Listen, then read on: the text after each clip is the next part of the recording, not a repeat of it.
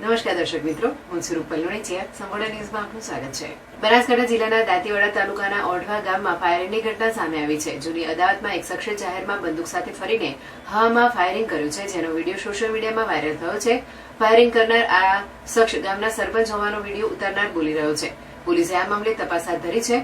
Viral વિડીયોમાં સ્પષ્ટપણે જોઈ શકાય છે કે એક વ્યક્તિ જાહેર વિસ્તારમાં બંદૂક સાથે ફરી રહ્યો છે.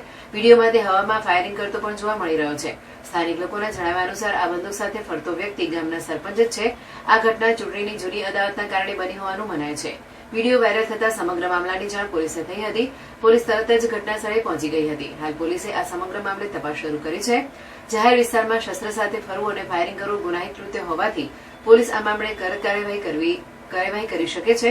આ અંગે દાંતીવાડાના પીઆઈ જણાવ્યું હતું કે ઓઢવા ગામનો બનાવ છે. આ લોકો સરપંચની ચૂંટણીમાં સામસામે ઉભા હતા.